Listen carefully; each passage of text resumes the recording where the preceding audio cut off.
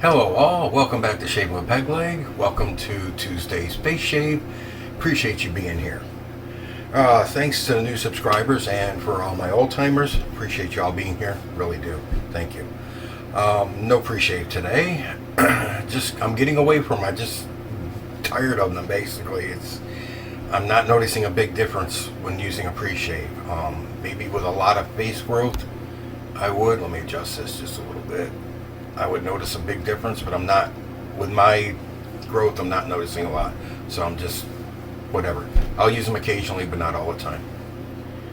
This thing is pissing me off lately. It does not want to sit still. I fix it when I'm not on camera,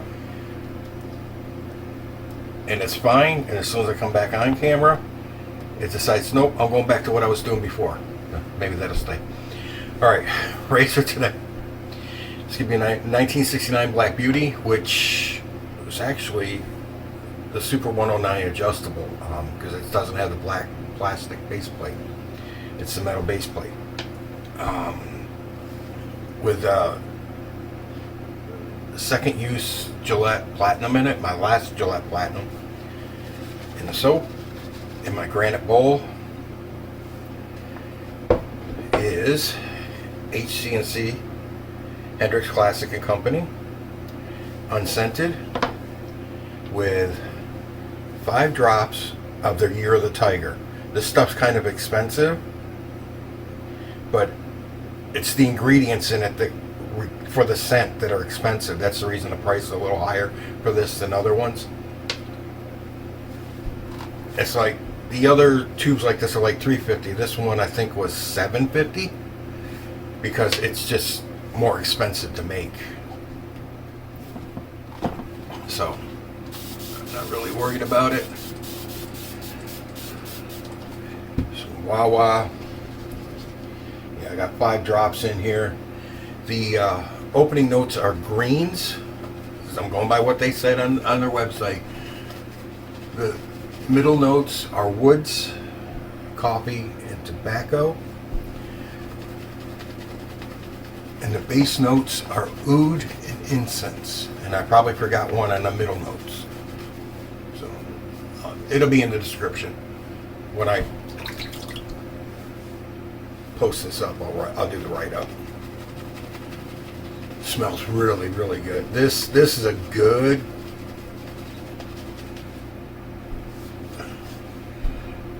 I want to say it's like a 60s, 70s type vibe to me. Maybe more 70s than 60s. That's the kind of vibe I get off of it.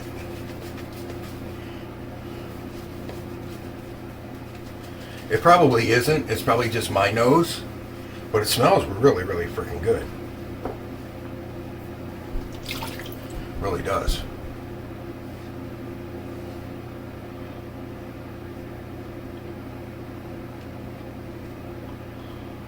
You know what?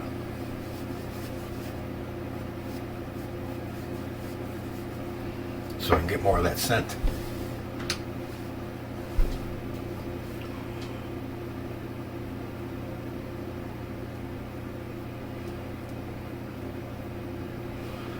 A little mustache trimmer.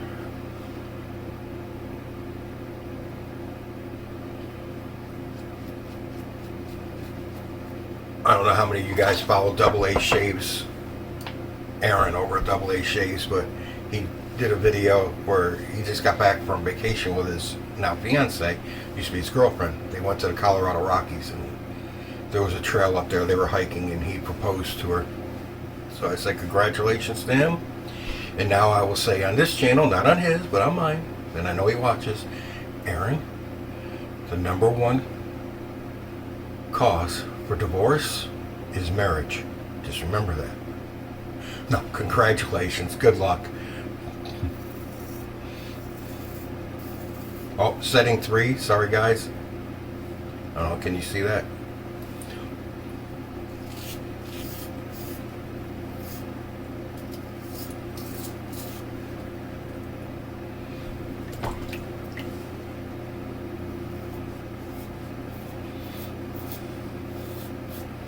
And yes, out of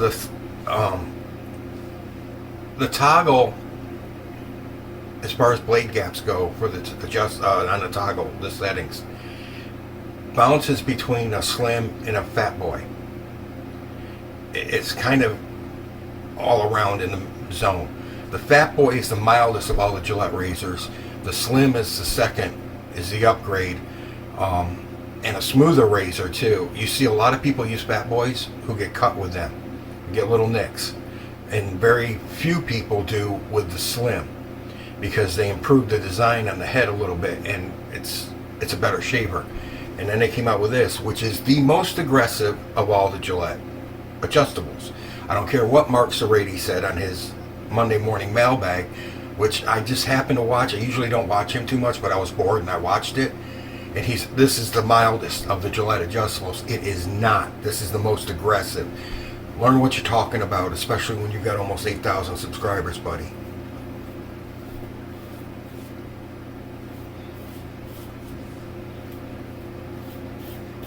It's kind of why I don't follow him too much, because somebody mentions, I never heard of that before. It's like, really? How could you never heard of that before?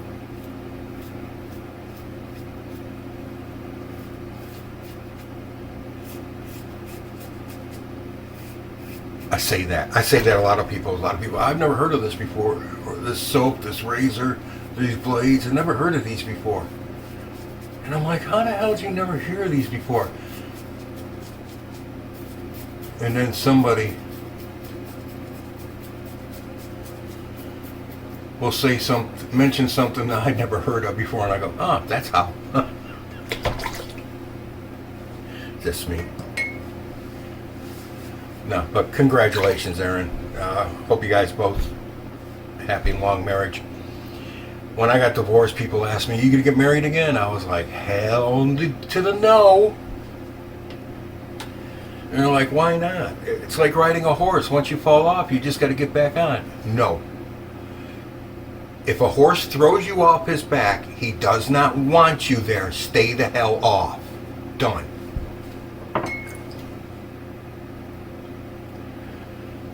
Open the doors a little bit.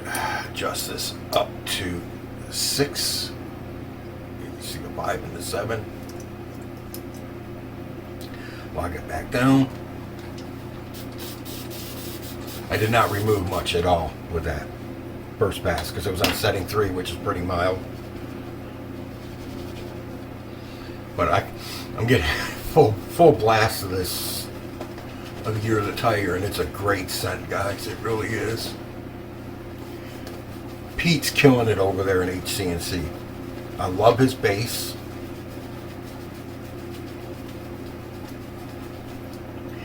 And I'm totally freaking fed up with the U.S. Post Office. I told you guys, I ordered the 4 Horsemen set from Barrister and Mann when it came out. The day it dropped, I was 5 minutes into, they dropped at like noon or 10 a.m. whatever. I was 5 minutes past and I ordered it. Alright, but you had to wait till, it was like, it didn't ship. They didn't ship any of them till like the 12th or the 13th. Mine shipped on the 13th. So I think mine shipped the day after they dropped on the 12th. And mine shipped on the 13th. Still haven't gotten it. It sat in New York City for 4 days. It arrived at like 4:08 a.m. and it left at like 8:40 p.m. last night. I'm so flippin' fed across the green, fed up with the post office.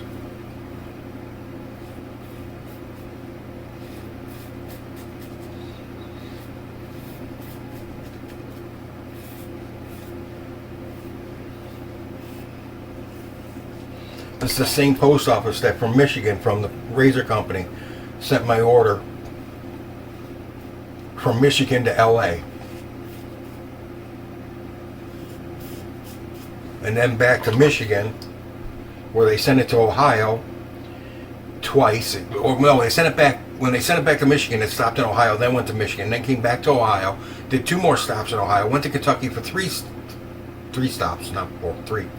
Did 2 stops in Georgia, and did 3 stops in Florida before it got to my post office. I was like, are you flipping kidding me?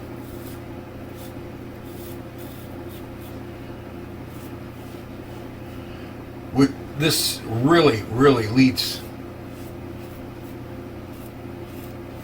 to what you guys, most of you guys are older like me. You remember back in the day, they had to do blood tests to get married to see if they were compatible to have kids, which meant nothing. It really did. It meant nothing. But I think they should have IQ tests before you're allowed to breed.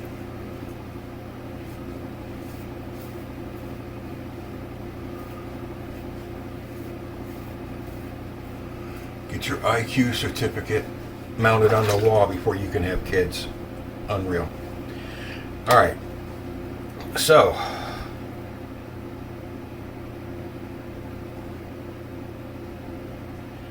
on October 18th, 1921, what happened?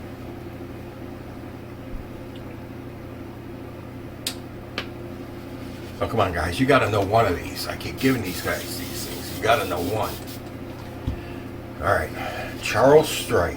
Oh, before I get into this, before I get into Charles Strike, did you guys know that popes used to resign before they died and give up their popeship and pass it on before they died? The popes living till they died thing is more of a recent thing than, but back in the old days, like medieval time, they used to, I'm 73, it's time for me to go, and I'll pass it on to somebody else. No. Popes now are like congressmen. They're in there till they frickin' die. But anyways, Charles Strike, S-T-R-I-T-E, invented, or actually got a patent for, his pop-up toaster. Which you kind of knew it was going to be about toasters by the little video I had before I started yakking. Yeah, he started the pop-up toaster craze. And then in 1925,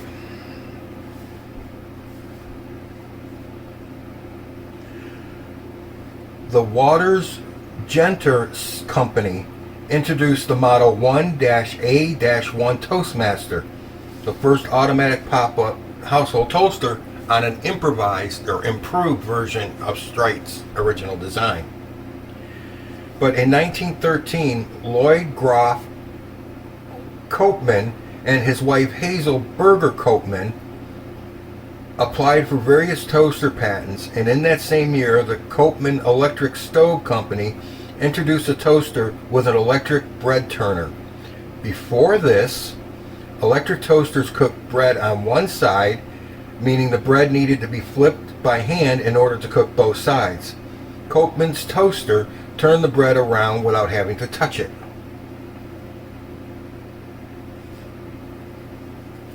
Interesting. Simple toast. And then in the 1960s, I forget the name of the company, and I'm not going to scroll, it's way down. I'm not going to scroll more. A company invented, not the pop-up, but the, all right, open the doors, hang on, I'll get to it in a second. Close the doors, setting 9. An automatic lowering and raising system on a toaster. You put the slices of bread in, and they triggered a little switch. If you put it in on one side, it triggered a switch and it lowered the bread for one slice. For 2 slices, you put it in this side, and it didn't do anything. You put it in on this side, and it lowered it. All right. It lowered both slices down into the heating elements, and then when it was done, it slowly raised them back up. Okay, here's my thing.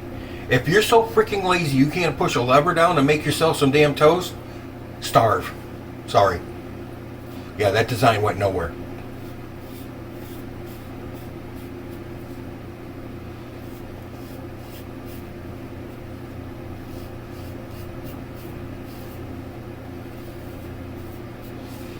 But those old toasters, you used to just drop the bread in, and I've seen them where they were a grate that opened up like this.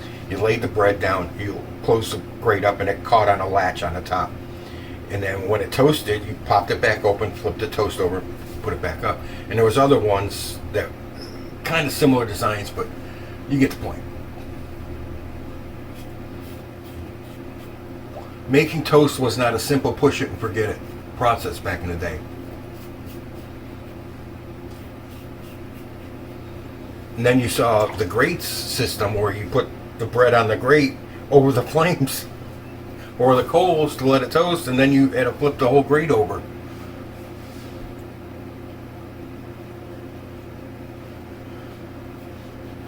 The original heating elements for toasters, electric toasters, came about in 1905, though.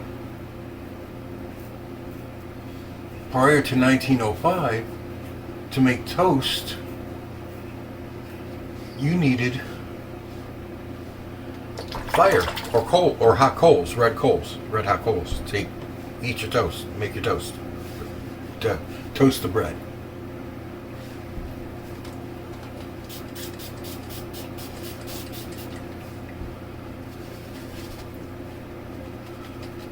Another one. Like I said, guys, I like to find these little odd things. It's stuff like that. Stuff we use all the time. Don't think about it. Where did it come from? Nobody cares. Nobody's thought. No, you don't think about it. You go to the store, you pay $12, you get a toaster, right? And then they used to have the banks back in the 50s. They were open an account here in the 60s too, I think. Or I think up to the 70s. Open an account here and we'll give you a free toaster.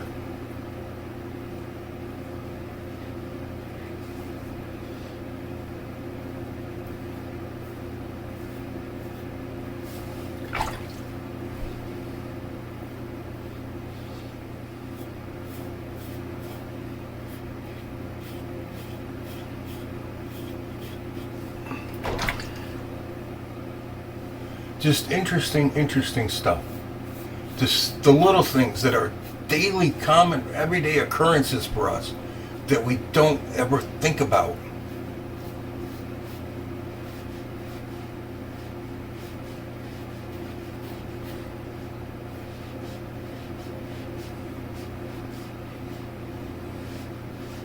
Have you ever made a piece of toast and wondered who invented it?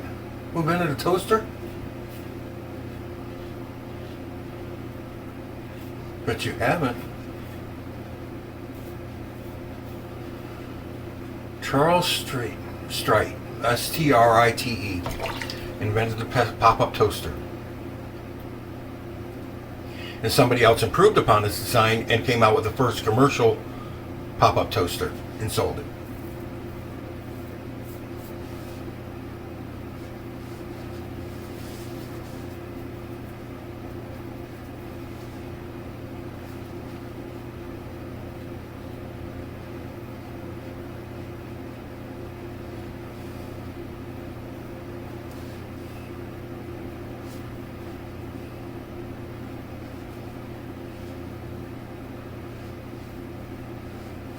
We're good. We are good to go. So that means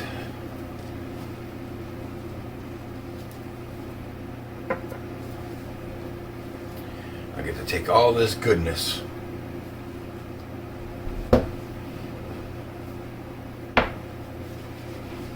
give myself a nice face wash. Wash those hairs, get my greasy nose. You see that? My forehead is so oily, always.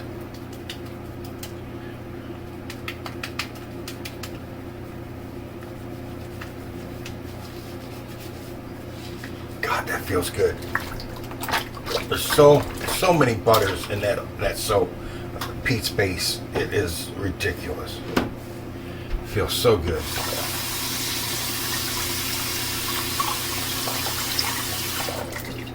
Don't waste your soap, guys. Let those oils, let your skin absorb those oils. Spread that scent around. Get a good working of the scent.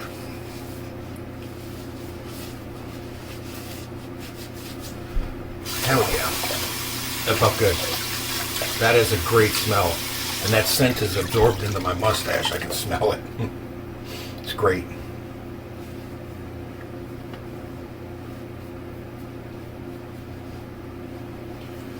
Year of the Tiger.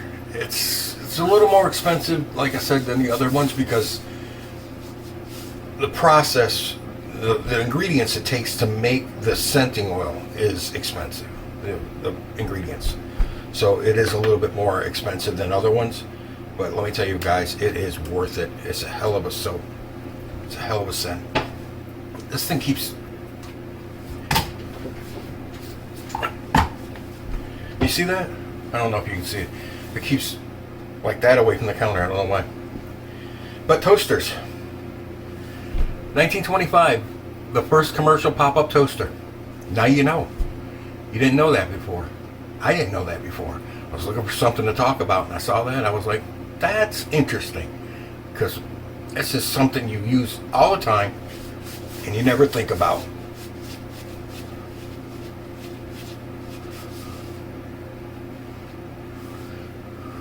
I don't think I have any blood. I hope not.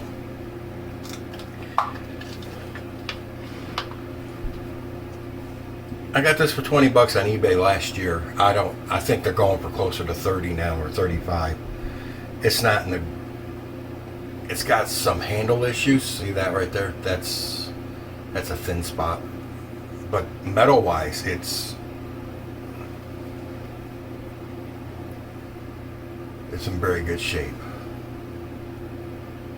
I need to polish it, but it's in really good shape. And they're good razors.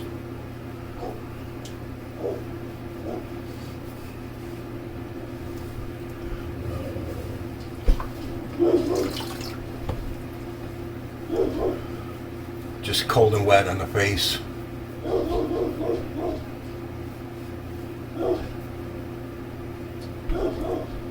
Maybe half a point on the neck. It's like tings and zings, maybe a half a point on the neck. But the face is smooth. It's nothing. It's cold and wet. Which is always good.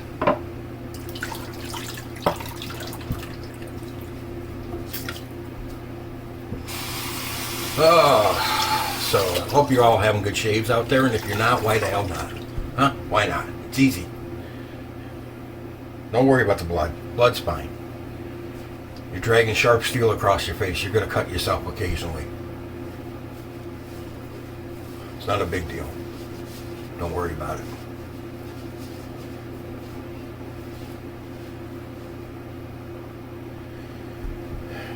There's always Dad's Band-Aid, toilet paper, you know?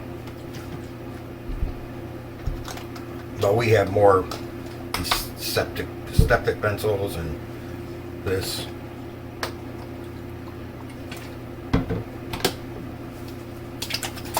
Witch hazel keeps the wrinkles away. That's good.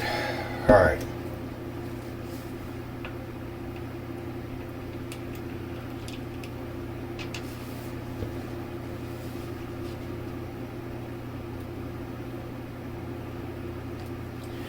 That's all the star jelly I need for an aftershave.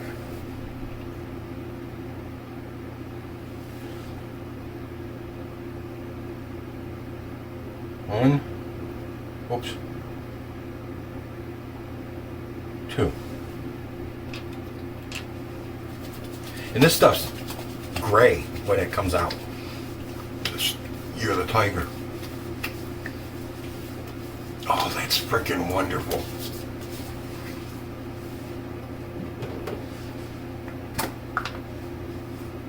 Pete's Unscented Balm.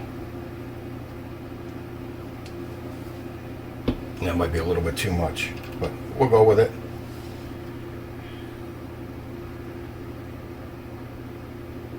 Two. Can you guys see the color of that? See how it's dark?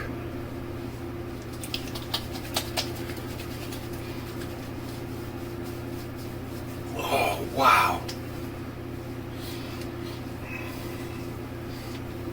Guys, that's a fantastic scent. Pete outdid himself with this one. He really did. If you guys aren't using HC&C, I don't know why you're not. It's a great soap base. It's great. He has great scents. And Pete's really doing outstanding job over there. He's making some really, really good stuff. That's a great scent. Oh. That'll get you laid. All right, guys. Always anymore. I don't know why. It never did that before. I'm sitting here watching it now. The back of it slowly, it's like this, and slowly going like. I don't know why it's doing it now. Anyways. If it's got wheels or tits, it'll give you problems. But that ain't got wheels or tits. But it's still giving me problems. Alright. Anyways.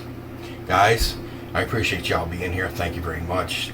Don't forget my affiliate link. When it hits $25, I will buy a $25 gift card and give it to you guys. I appreciate it. Thank you. Don't forget the 4 links I'll post. If you're not subscribed to those guys, go ahead and give them a subscription. I'm just trying to help boost everybody's numbers with my little channel here. Just trying to help it boost everybody I can up to 1,000. Because that's everybody's goal, to get at least 1,000. Alright guys, I appreciate you being here. Thank you very much. Have good shaves out there, guys. Don't worry about the blood. Blood's normal. At least for me, it usually is. Alright guys, thank you very much for being here. Appreciate it. Enough of the babbling fat guy in the camera. You're in the chair next. Happy shaves out there, guys.